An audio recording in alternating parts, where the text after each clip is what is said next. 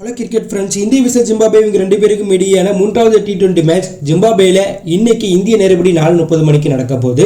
இன்னைக்கு நம்ம வீடியோக்குள்ள மாற்றப்பட்ட இந்தியனுடைய பிளேயிங் லெவல் இந்த மேட்ச்ல எப்படி இருக்க போகுது, இந்தியனுடைய பிளேயிங் லெவலில் யார் யார் இடம் பெற போறா, இந்தியன் இந்த மேட்ச்ல வெற்றி பெற வாய்ப்பு இருக்கா அப்படிங்கிறத பத்தி தான் டீட்டெயிலாக பார்க்க போறோம். ஸோ வீடியோக்குள்ள போறதுக்கு முன்னாடி உங்களுக்கு இந்தியனை பிடிக்கணும் இந்த வீடியோக்கு லைக் கொடுத்துட்டு உங்களுடைய ஃபேவரட் இந்தியன் பிளேயரை கமெண்ட்ல லீவ் பண்ணுங்க. வாங்க வீடியோக்குள்ள போகலாம். இந்திய இளமணி தற்போது ஜிம்பாப்வேக்கு சுற்றுப்பயணம் மேற்கொண்டு 5 T20 சீரிஸ் விளையாண்டுட்டு இருக்காங்க. இதுல 2 T20 சீரிஸ்ல 1-1 2 அணியும் இந்த சீரிஸை சமன் செஞ்சிருக்காங்க.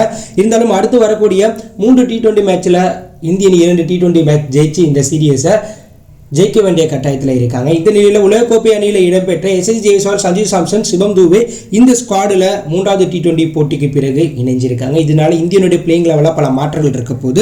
அதன்படி இந்தியனுடைய தொடக்க ஆட்டக்காரராக இந்த மேட்ச்ல எஸ்எஸ் ஜெய்ஸ்வால், அபிஷேக் சர்மா, அப்படி இல்லைன்னா அபிஷேக் சர்மா, சிவம் கில் விளையாட வாய்ப்பு இருக்கு. அதே போல சிவம் கில் 3வது அப்படி இல்லைனா ஓப்பனிங் வீரரா விளையாட வாய்ப்பு இருக்கு. 3வது ஆர்டர்ல விளையாண்ட ருத்ராஜ் கேட்வால் இந்த மேட்ச்ல 4வது ஆர்டர்ல அப்படி இல்லைனா இந்த போட்டியில விளையாடாம டிராப் பண்ண கூட வாய்ப்பு இருக்கு. அடுத்த ஆர்டர்ல விக்கெட் கீப்பர் பேட்ஸ்மனா சஞ்சு சாம்சன் இந்த மேட்ச்ல விளையாட போறார். அடுத்த ஆர்டர்ல ரியான் பராக்கு பதில சிஎஸ்கே வீரர் சிவம் துபே இந்த மேட்ச்ல பிளேயிங் லெவல்ல விளையாட போறாங்க. அதே போல பினிஷரா இந்த மேட்ச்ல ரிங்கு சிங் விளையாட போறாங்க. ஆல்ரவுண்டர் அட்டாக்ல தமிழ்நாட்டை சேர்ந்த வாஷிங்டன் சுந்தர் இந்த மேட்ச்ல பிளேயிங் லெவலில் கண்டிப்பா இடம்பெற போறாரு.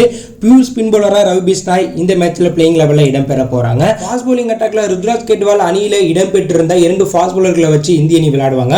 அதன்படி முகேஷ் குமார், ஆவேஸ் கான் பிளேயிங் லெவலில் விளையாடுவாங்க. ஒருவேளை ருத்ராஜ் கேட்வால் அணியில இல்லைன்னா தேஷ்பாண்டே அப்படி இல்லைனா கலீல் அகமது ஃபாஸ்ட் பவுலிங் அட்டாக்ல விளையாட வாய்ப்பு இருக்கு. ஸோ இதுதான் இந்திய அணியுடைய பிளேயிங் லெவலாக ஜிம்பாப்வேக்கு எதிராக 3வது T20 மேட்ச்ல பார்க்கப்படுது. இந்திய அணியை பொறுத்தளவுல ருத்ராஜ் கேட்வால் 2வது T20 மேட்ச்ல சூப்பரா விளையாண்டார். ஸோ இதனால அவரை டிராப் பண்றது இந்திய அணிக்கு பின்னாடிவா போக கூட வாய்ப்பு இருக்கு. ஆனால் டிராப் பண்ணுவாங்களா அப்படிங்கிறது தெரியல.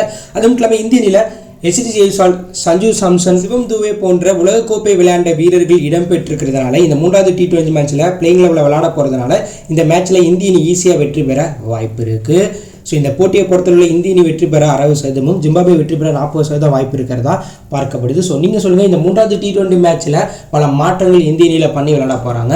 ஸோ இந்த மாற்றங்களை பற்றி நீங்கள் என்ன நினைக்கிறீங்க? கண்டிப்பாக ருத்ராஜ் கேட்வால் பிளேயிங் லெவலில் விளையாடணுமா, இந்த மேட்ச்சில் இந்திய அணி வெற்றி பெறுவாங்களா அப்படின்னு கருத்தை கமெண்ட்ல லீவ் பண்ணுங்கள். தேங்க்யூ ஃபார் வாட்சிங்.